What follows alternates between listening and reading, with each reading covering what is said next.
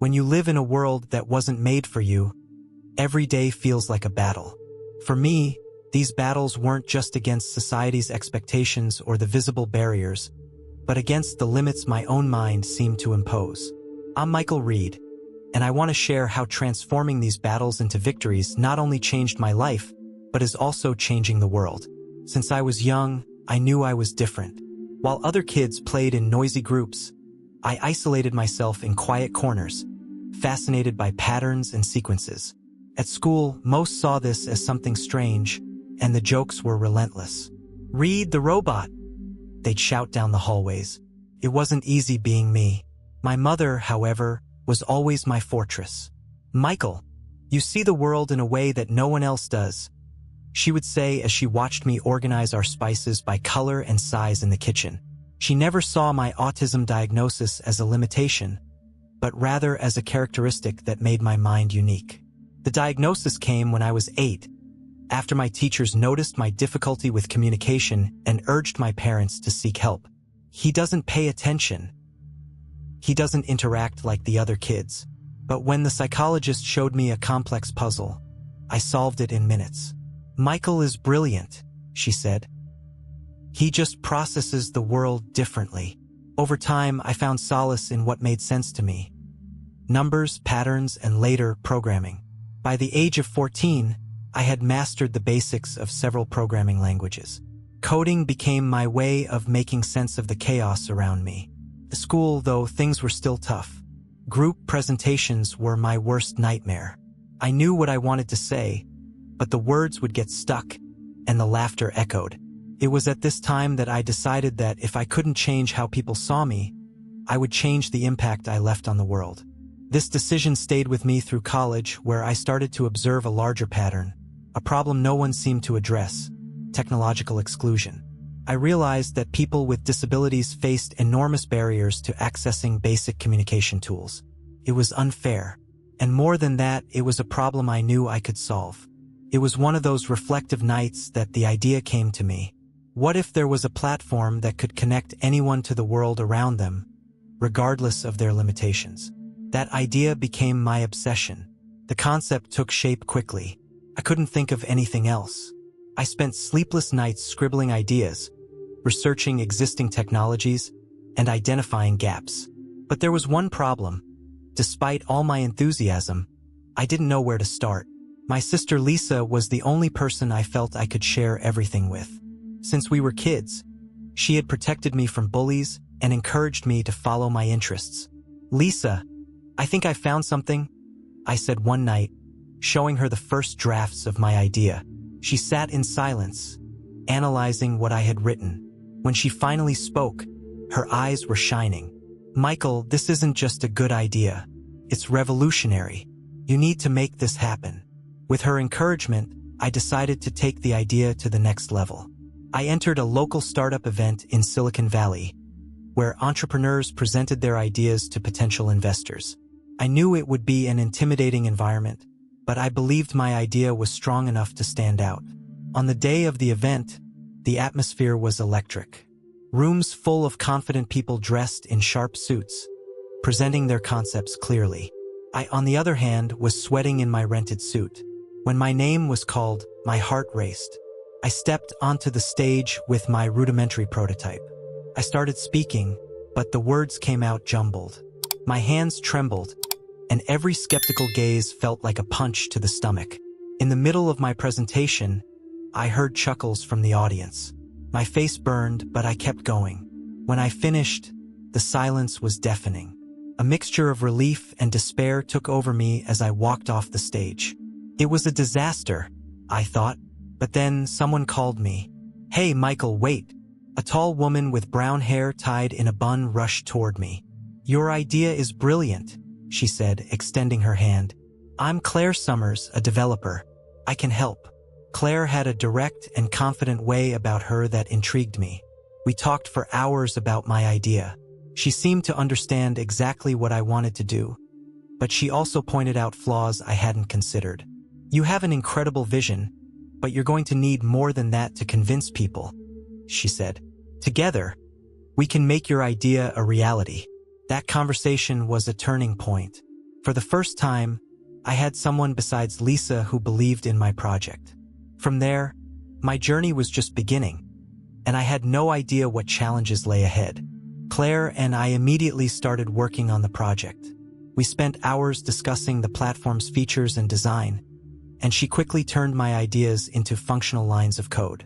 The key to success, Michael, isn't just creating something useful, she would tell me. It's making it irresistible. Our goal was to build a prototype that would show the platform's potential to investors. It was hard work. I delved into details, sometimes obsessively, while Claire, with her practical approach, helped me stay focused on the bigger picture. After 2 months of intense work, we had something we believed would impress. We decided to present it to a small group of investors, people who could provide the financial backing needed to take the platform to the next level. On the day of the presentation, Claire gave me a brief motivational speech. "You've got this, Michael. Just be yourself." But the nerves were almost unbearable. My hands were sweating, and my heart felt like a rock band's drum kit. When we started, Claire led the presentation, explaining the key features. When it was my turn, I was supposed to talk about the vision behind the platform, something only I could do. But as soon as I opened my mouth, my mind went blank. The words came out confused, tripping over each other. The investors were visibly uncomfortable. One shook his head, while another checked his watch. When we finished, the silence in the room was crushing. Finally, one of them spoke. "The idea is interesting, but it seems too ambitious for such a small team." I walked out of that room feeling defeated. It was a disaster, I confessed to Claire as we walked to the parking lot. "They'll never take us seriously." "Maybe not now, but that doesn't mean we should stop," Claire replied. "Michael, you're brilliant, but you need to believe that as much as I do." At home, I vented to Lisa, who, as always, was my safe harbor. "They didn't say your idea was bad," she pointed out. "They just need more proof. It's not the end of the world." Her words gave me the strength to keep going. I knew I needed to refine our approach and, above all, learn to convey my vision more clearly. After the initial feedback, Claire and I went back to the drawing board. We decided our next step would be to enhance the prototype by adding an innovative feature that could capture investors' attention. It was during one of our long brainstorming sessions that the idea came to me. A translation system tailored to different types of disabilities, allowing users to personalize the interface according to their needs. "This is exactly what we need," Claire said, excited. "If we can make this work, no one will be able to ignore our platform." Implementing this feature, however, was easier said than done. The technical complexity was enormous, and my obsession with details didn't help. Often, I would get lost trying to perfect one function while other parts of the system remained unfinished. "Michael," Claire told me one night, as we worked late into the night in my makeshift office in the living room, "you need to trust me and the team more. We can't do everything at once." That was an important learning moment for me. I realized that, for the project to move forward, I needed to delegate and accept that not everything would be perfect right away. During this time, we also met Ethan Carter, an investor known for supporting innovative ideas, but also for his direct and pragmatic approach. Claire managed to arrange a meeting with him, and his reputation preceded him. Ethan was a man of few words and looked at everything with calculated skepticism. When we presented our prototype, he listened in silence, making occasional notes. After a long pause, he finally spoke. "It's a noble idea, but are you ready to make it commercially viable?" His question caught me off guard. "We're not just trying to make money," I replied, perhaps with more emotion than necessary. "We want to make a difference." Ethan smiled, but not in an encouraging way. "Michael, I admire your passion, but passion doesn't pay the bills. Show me something that really works in 30 days and we can talk." Despite his cold response, something in his tone made me believe he saw potential in us. We went back to work, determined to impress him. Those weeks were the most intense of my life. Claire and I worked almost nonstop, testing every aspect of the system and ensuring that the translation feature was intuitive and functional. At the same time, I battled with my insecurities, fearing that, even with all our effort, it wouldn't be enough. But by the end of the month, we did it. The prototype wasn't perfect, but it was something I was proud to present. And more than that, it was a reflection of the vision that had guided me from the beginning, to create something that could truly transform lives.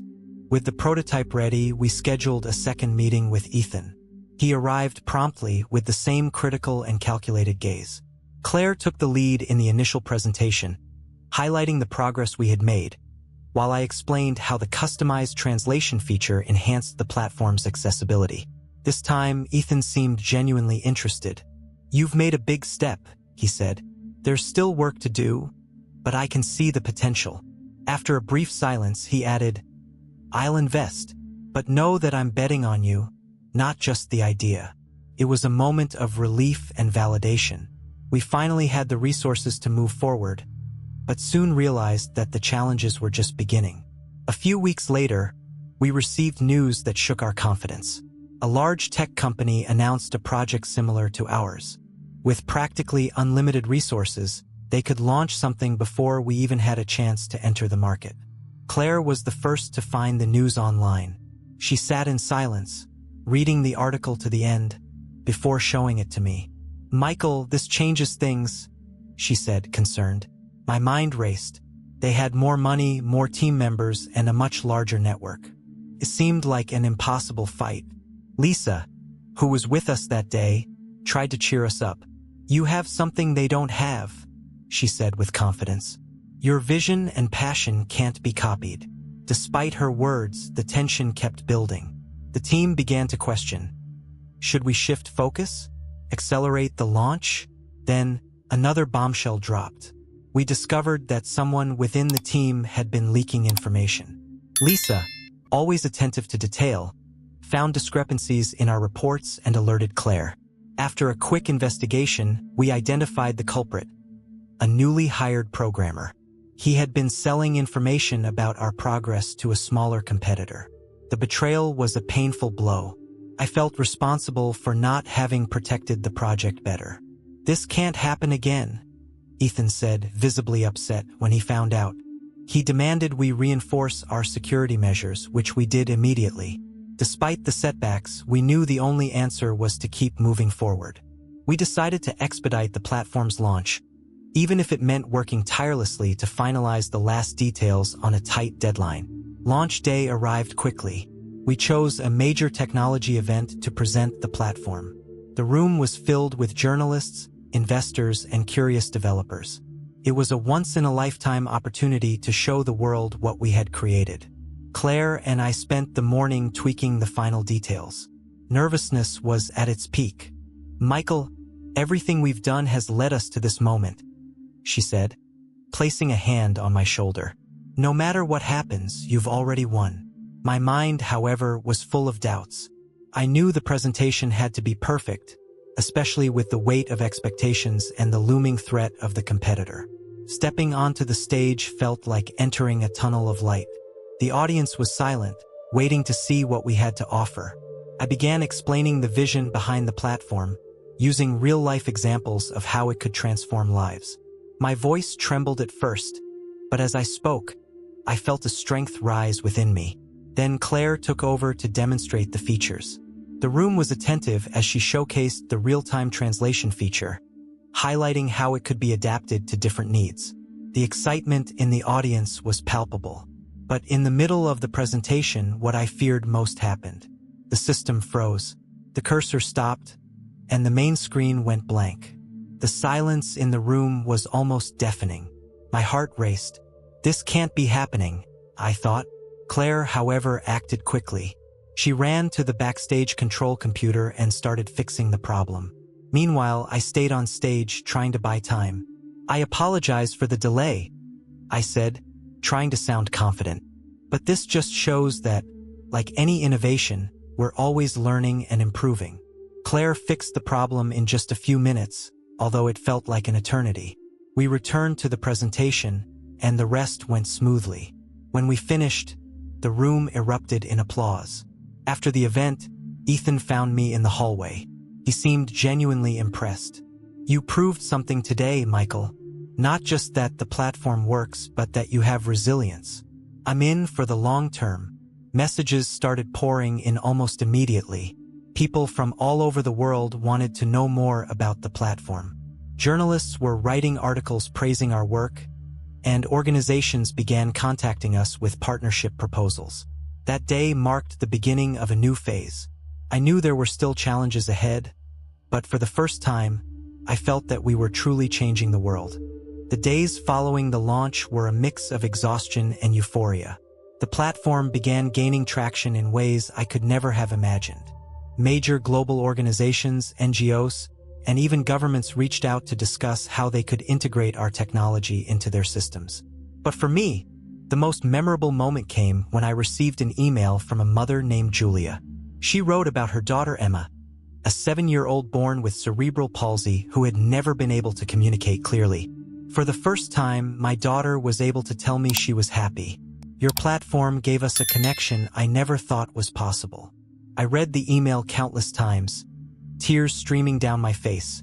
It wasn't about money or fame. It was about moments like this. My idea had become something that truly changed lives, and that gave me renewed strength to keep going.